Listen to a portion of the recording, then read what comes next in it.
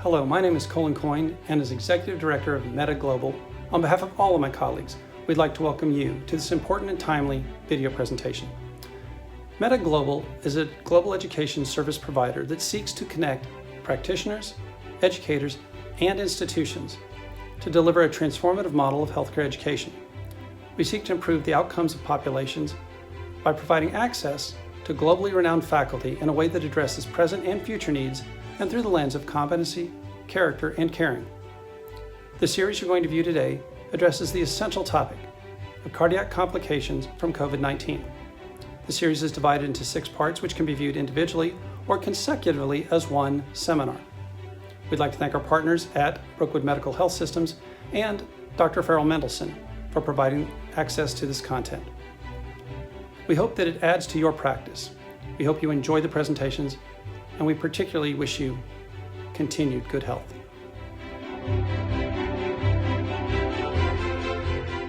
尊敬的各位学员们，大家好！非常高兴受 Professor Farrell Mendelsohn 的邀请，能够担任此次线上专题研讨会的联合主席。自去年新冠疫情爆发以来，线下的学术活动受到了很大的影响。在这么种情况下我们非常高兴以云录制的形式，将普林斯顿巴蒂斯特医学中心的几位学者的最新研究成果分享给大家。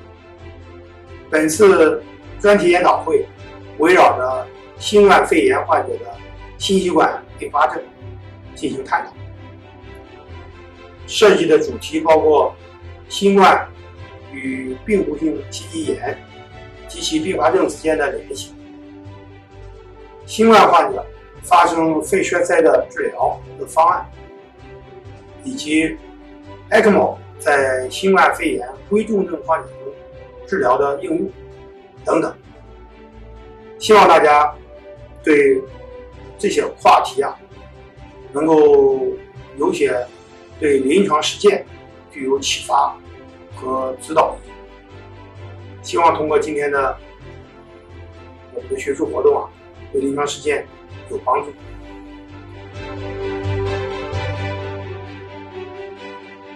Hello, I'm Dr. Donald Lloyd-Jones, President of the American Heart Association for 2021 to 22. I'm also the chair of the Department of Preventive Medicine at Northwestern University in Chicago. This presentation from the Cardiology PC Group in Birmingham, Alabama, on the CVD impact of COVID-19 should be very useful to you in your practice. I am so pleased that my former colleague from residency, Dr. Farrell Mendelsohn, was able to organize this series of presentations for your benefit. All the best to you and others in Asia as you continue to manage the COVID pandemic and the growing epidemic of cardiovascular disease. Enjoy the meetings.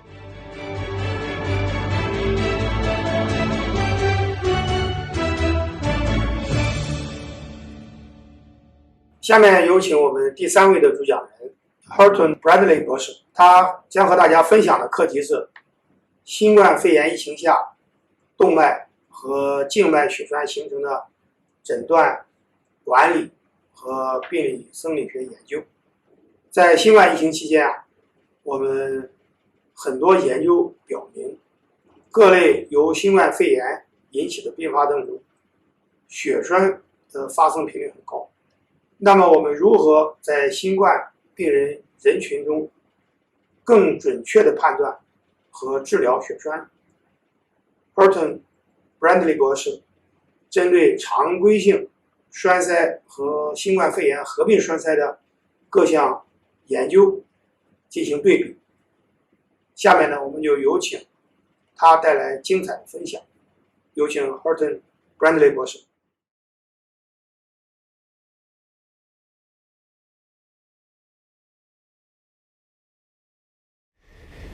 And so this is, become a hot topic over the last several months or 6 months at least, about how to manage our critically ill patients because there's been a tendency for them to develop thromboembolic events at a higher percentage than the average population that's been sick that we've seen. And so I'll kind of go over an overview of this topic today. No disclosures related to this talk. So I'm going to start with a few cases. These are real cases here at Princeton that I saw in the last several months. The first one's a 59-year-old female. She has a history of hypertension and sarcoidosis, who actually presented to her primary office here at Princeton with complaint of shortness of breath and chest pain for several weeks. So she kind of put it off, but it gradually worsening. She had COVID diagnosed back on December 24th, but did not require hospitalization. She had an EKG done at the office by her primary. You can see here, predominantly just a sinus tachycardia. So they did obviously her symptoms were concerning enough for potential pulmonary embolism, and so they did a CTA on her chest, and you can see here as outlined with the blue lines, that's the pulmonary arteries, and then the red arrow there is a large saddle embolus, and so she was ultimately we were contacted at that point from the primary office, and she was directly admitted to the hospital. And so we took her to the cath lab, and she underwent EKOS, which is basically thrombolytic catheter placements in the pulmonary arteries, as you can see here. And I just put these little red lines here to indicate the path of the pulmonary arteries, and just to show you the right and left catheters that were placed. And these are, and I'll go over this in a little bit further detail at the end of the procedure, but she did very well, recovered off supplemental oxygen quickly, discharged home 2 days later on Eliquis therapy. I saw her back in the office probably maybe 3 weeks ago, looked great, walking around no oxygen. That was an interesting case that we have seen post-COVID. The second is a 56-year-old with hypertension, fibrocystic breast disease, depression. She came to the emergency room with a complaint of right foot pain and swelling, and her second middle toe was numb and tingling. This has been present for about a week. She was not able to bear weight on her right foot, and she was actually diagnosed with COVID 2 weeks ago and did not require hospitalization. You could see her exam here. She had decreased pulses as well as very tender to touch on her foot. So we ended up, based off the studies, it was concerned that she had some sort of thrombotic event in her lower extremity, and we ended up taking her to the cath lab, performing an arteriogram, and this is looking at her below the knee for popliteal vessels. And you can see here this red line indicates that she's got a complete occlusion, acute occlusion of her anterior tibial artery. This line should be going all the way through here, and she has thrombus throughout that and occlusion of the vessel. So we were able to open that up and revascularize that. She was placed on Eliquis as well as Pletal, and went home, and I saw her back in the office, and she actually was doing much better as well. So those are just kind of two cases to kind of highlight the thromboembolic events we are seeing with this virus. So quickly, the COVID-19 pandemic obviously first reported in December of 19, to our knowledge, caused by the severe acute respiratory syndrome, coronavirus. As of a month ago or a few weeks ago, there were 110 million cases with 2.4 million deaths, all ages at risk. But as we know, most of the people, the probability of serious disease goes up above age 60, nursing home patients with chronic medical conditions. Just a few little kind of basic facts that are out there right now. About 14% of the cases require hospitalization, 6 times more common among patients with underlying conditions, and then ICU admits are roughly 2% of cases, mortality is 5%. Again, obviously 12 times more common in patients with underlying conditions. You can see here, a majority of these patients will have a multiple comorbidities, including 30% with cardiovascular disease, 30% with diabetes, and 18% with lung disease. The incubation period is up to 14 days with a median about 5 days. As you know, there's a wide spectrum of illness. Around 80% can have mild symptoms, which include no pneumonia or mild, 14% severe, and then 5% critical, which would include shock, multi-organ dysfunction. And so, as this was initially considered to be a pulmonary disease, but we've obviously realized that this leads to a lot of problems, leading to cardiac problems, hepatic, neurologic, renal problems. And then thromboembolic events have really been associated with greatest risk in the critically ill patients. And so this is just a kind of an overview. As we know, typically disease transmission occurs through direct contact with respiratory droplets or aerosols. Patients can have fever, gastrointestinal manifestations, cardiovascular complications, and then shortness of breath due to the inflammatory response. So the association between COVID and thromboembolic events is really related to the prothrombotic state due to the increased in the several different products in the blood, including fibrin degradation products, fibrinogen and D-dimers.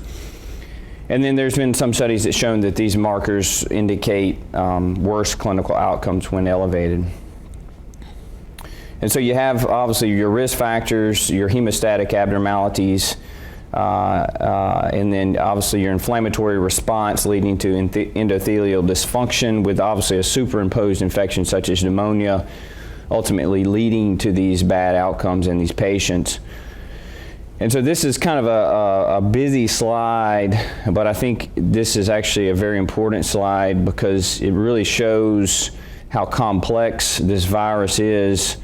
You have on the left side of the screen, you have the virus attaching to the ACE2 receptor on the cell, which leads to viral invasion. And then from there, it really is kind of a free-for-all for this virus because it leads to multiple different pathways, including attacking T cells, macrophages, endothelial cells, ultimately leading to this cytokine storm that everybody kind of discussed several months ago about why these people are getting so sick, which increases these IL-6, IL-7 factors, and this in essence leads to plaque instability, a prothrombotic state, and can cause everything from our acute coronary syndromes, our myocarditis, our pulmonary thromboembolisms, and then ultimately myocardial dysfunction and damage, which could lead to arrhythmias. Cardiovascular complications, this is, we're looking at essentially data within the last year for this, and so what we're going off here is not a decade of evidence. It's just really predominantly case reports and retrospective analysis, but major arterial venous thrombosis, there's been shown to be as high as 35% in ICU patients, with major adverse cardiovascular events as high as 45% in ICU patients. And then going down to symptomatic venous thromboembolism, there's been some studies that show that despite prophylaxis, so these patients taking anticoagulation, there's been as high as 90% still developing that. But again, this is all, a lot of these are retrospective kind of case reports. There's no randomized control trials. And then the last kind of pictorial slide here, just showing you again all these risk factors, the hypoxia, the cytokine storm, all of this kind of mixing together, causing the hemostatic abnormalities. So, is COVID-19 associated with an increased risk for venous thromboembolism? Well, yes, but the incident varies, depends on the patient population. There's been meta-analysis on hospitalized patients on prophylaxis, which is shown as high as 14%, and then using ultrasound screening as high as 40%. And then if you look at the same data in non-COVID patients hospitalized previously, you can see here There's a much, 0.3 to 1% symptomatic and 3 to 6% overall. So there is obviously an increased incidence for venous thromboembolism in these patients, but it really varies on what study and how you're evaluating these patients. And this is just kind of highlighting what I mentioned again, as we already spoke about the anti-inflammatory cytokines, the sepsis-induced endothelial injury, which occurs normally in septic patients, but is really exacerbated in this condition. And then additional risk factors, obviously these patients are immobile, typically they're hypoxic, they're prone positioning, as Dr. Sibley mentioned early on in these ventilator patients. And then they're isolated. A lot of times in the ICUs, they'll be, they have infrequent position changes because no one, we don't want to come in contact with them as little as possible. So there's a lot of other factors that promote thrombosis. Majority of my information comes from these guidelines. This is the NIH anti-thrombotic therapy guidelines, and this was updated as of a few weeks ago or less than a month ago. You can get a lot of information out there. Majority of it is, somebody's opinion, and this is opinion as well, expert opinion, but at least it's kind of endorsed by multiple societies. And you can see this is the quality of evidence, and I'll highlight level 3 expert opinion and then level A or strength A. Majority of this is going to be quality of evidence 3, which is expert opinion, because we just don't have randomized trials at this time. Laboratory testing, there are really no currently data to support measurement of coag markers as an outpatient for these patients, so not really an indication to check D-dimer and all that on an outpatient with COVID. Hospitalized patient, yes, we do that now, but there's not really a lot of evidence to support that from a trial, but that is our kind of current standard of care. So if a patient's already receiving anticoagulation or antiplatelet therapy prior to this, they should continue. At one point there was some concern that they may need to stop certain medications, but that's not the situation.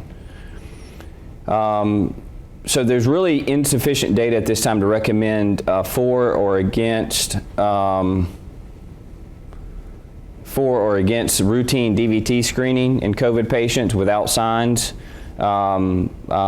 regardless if they have elevated D-dimer or not. For hospitalized patients who have a rapid deterioration, sudden loss of perfusion, obviously pulmonary collapse or something like that, hemodynamic collapse, you should consider the possibility of thromboembolism.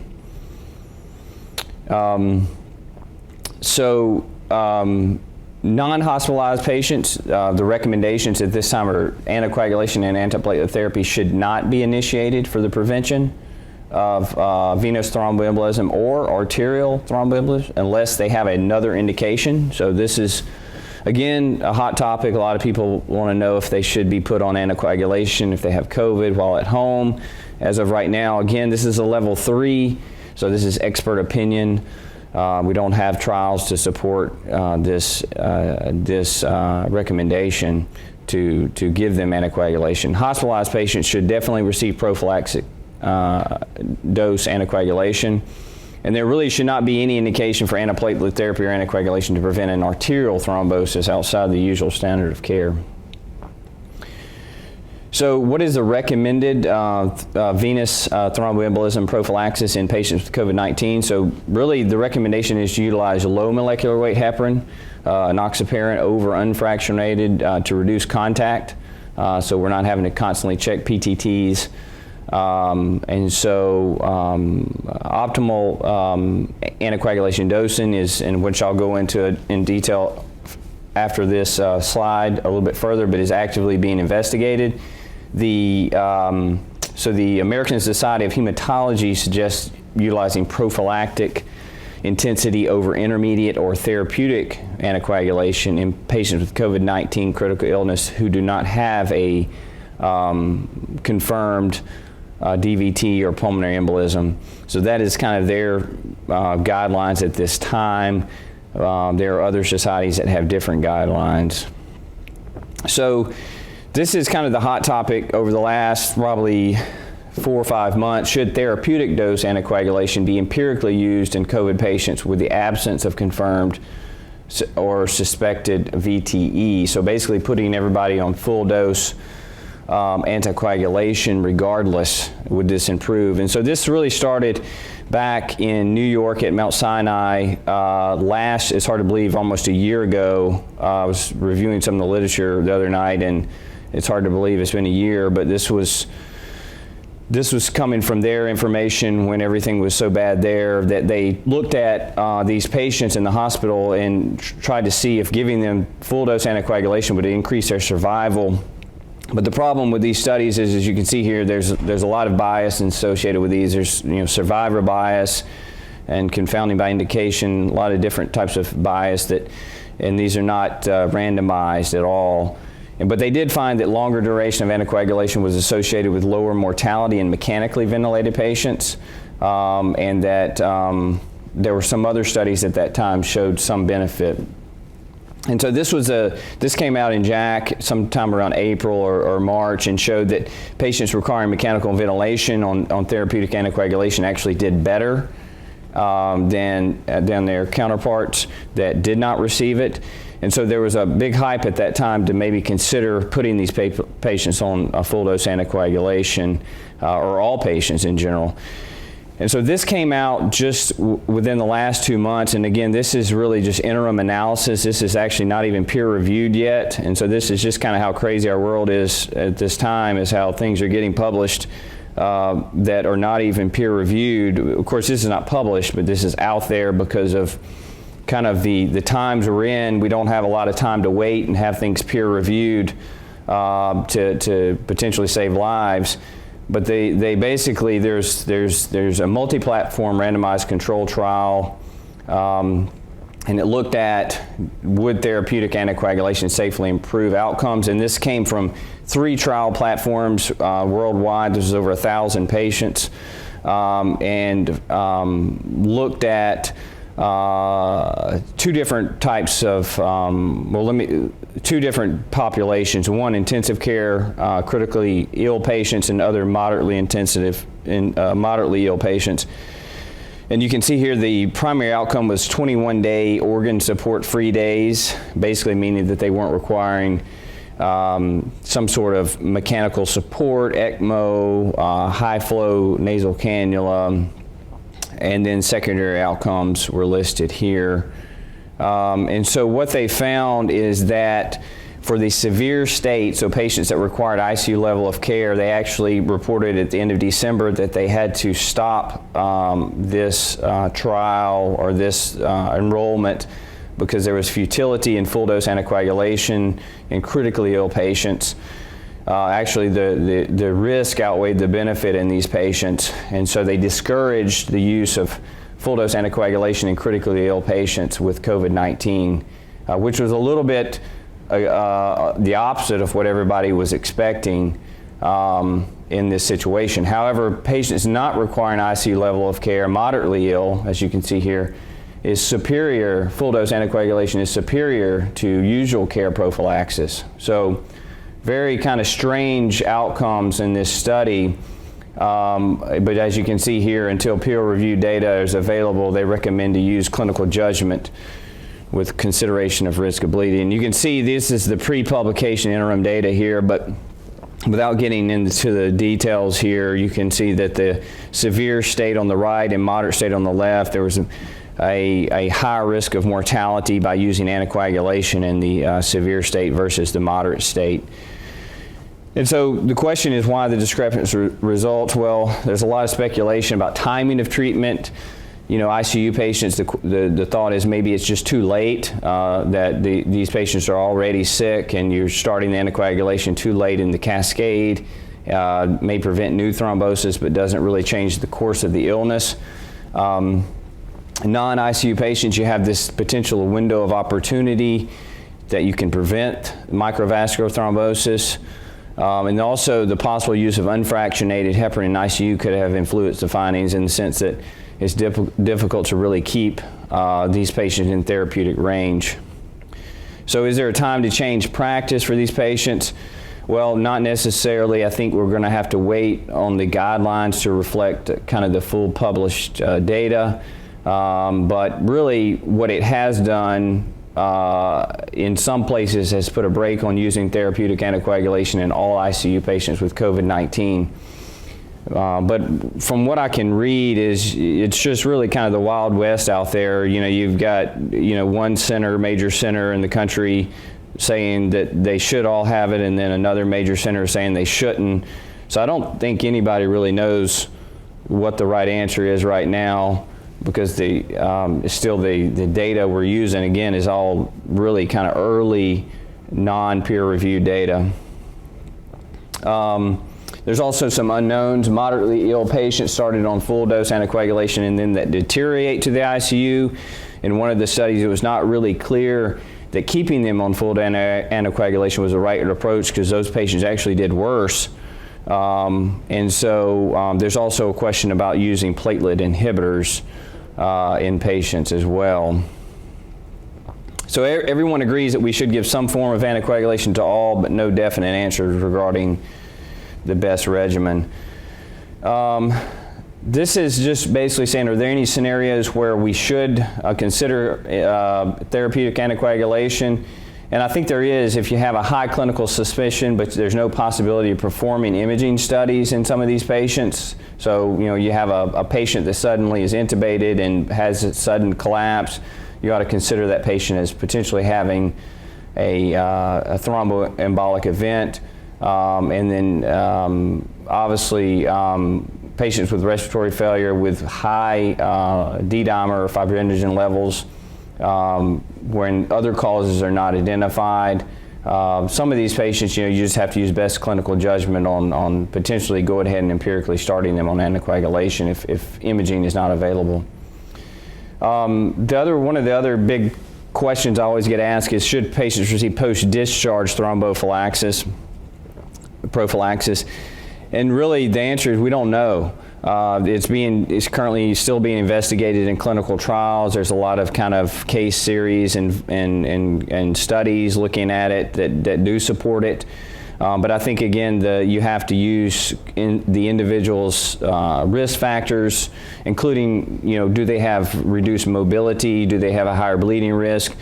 Also with this home hospital approach, meaning trying to get people out of the hospital and treating them at home, they're still with a reduced mobility, we might want to consider prophylaxis with them.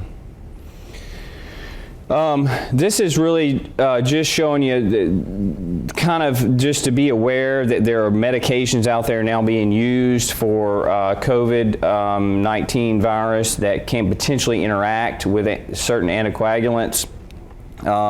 Like some of the more of these medicines, Kevzara and these types of medicines are like rheumatoid arthritis meds, the biologics, as well as the protease inhibitors, all can potentially decrease the effectiveness of these medicines, and just to be aware that there are potential interactions. So one of the questions is, if we can't, how do we diagnose PE if the patient must remain in isolation or is too unstable? And so one of the few things you can do here is obviously if it's high risk that you think they have something, to go ahead and empirically start them on the medication. But a D-dimer does effectively rule out PE and DVT. Now, obviously, majority of these patients are going to have elevated D-dimers, but if by chance they did have a normal D-dimer in a patient that was not necessarily critically ill, you could have reasonable confidence that a PE and DVT is not present. So, kind of the last few minutes, I'm going to finish up with a few brief kind of just slides on pulmonary thromboembolism, because this is associated with this. You can see that the mortality even out to 3 months is truly devastating on these patients, with a sudden death presenting symptom at 34%. And the ones that we consider for this thrombolytic catheter typically fall in the submassive and massive pulmonary embolism, as you can see here. And so that's a smaller percentage of our patients, the massive and submassive, but the mortality, as you can see, can go anywhere from 21% to 60% at 3 months with this degree of type of pulmonary embolism. And so one of the things we look at is right ventricular dysfunction, RV versus LV size. And so we know that if you have a dilated RV greater than your LV, it's been clearly indicated in multiple studies that these patients do significantly worse, not only as for in-hospital mortality, but even out over 3 months, a significantly higher, worse outcome with RV dysfunction. And so the standard of therapy you can see here, there's typically anticoagulation with low molecular weight is as effective as unfractionated heparin, followed by anticoagulation. But looking at thrombolysis, there is a role for that still. Now, it's been shown in multiple studies in the past that if you give thrombolysis to these patients, they will have decreased mortality, as well as recurrent PE or death, obviously with the downside being a higher risk of bleeding. And so one of the things that we do here to try to get around this, which has been shown as the directed thrombolysis for PE, and you can see here this is the right and left pulmonary artery with thrombus in the pulmonary artery here with the ECOS catheters being placed in the pulmonary arteries. And this has been studied over the last several years, and it's very clear that this is associated with improved right ventricular function, reduced clot burden, with much less risk of systemic bleeding complications versus systemic thrombolysis. And so I think this is my last slide here. So the last question is, if a patient is empirically started on it for PE, how long should they be anticoagulated? So really, regardless of whether or not you found a thromboembolic complication or not, if you still were concerned that was the event, they should recommend 3 months of therapeutic regimen. After 3 months, the anticoagulation can stop if they've recovered from COVID-19. Now, obviously, if they truly had a pulmonary thromboembolism, you would want to continue it further than that. And I believe that is it.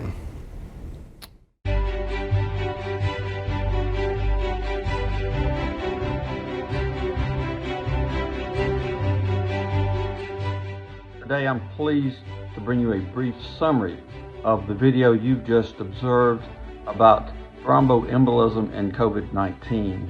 Now, thromboembolism is at the core of many of the complications of COVID-19, particularly the cardiovascular complications that we see and that we're reviewing in other talks that you can see in this series.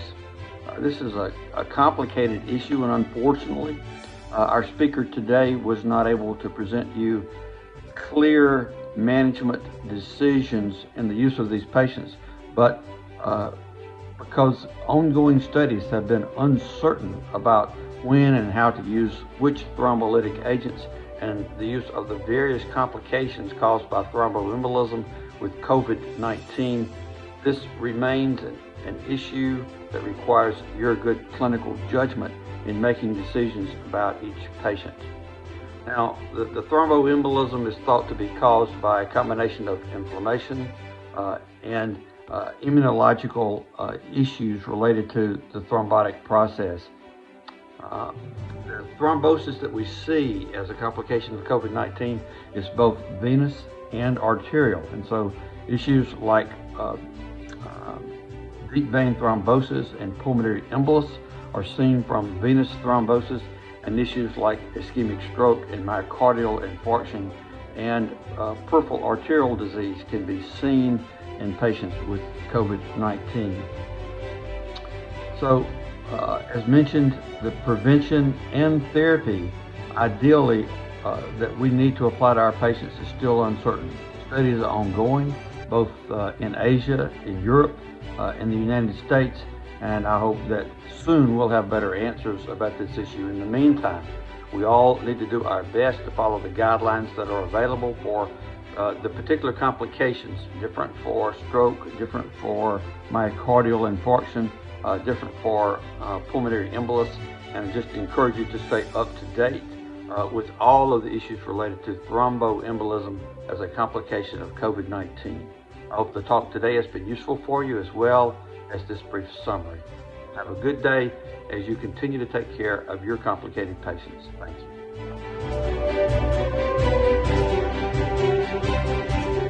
Greetings, my name is Dr. Charlie Sands, and I serve as chair of MedEd Global's advisory board. As an international medical education service provider, MedEd Global is excited to have provided this outstanding review of the cardiovascular complications of COVID. Our mission is to promote superior education and training for international healthcare personnel. I sincerely hope that this educational video has proven to be of help to you and your colleagues. If you'd like to discuss ways in which you can support or become a part of MedEd Global, our contact information will appear on the screen momentarily. Thank you for the opportunity to share this important information on the cardiovascular complications of COVID.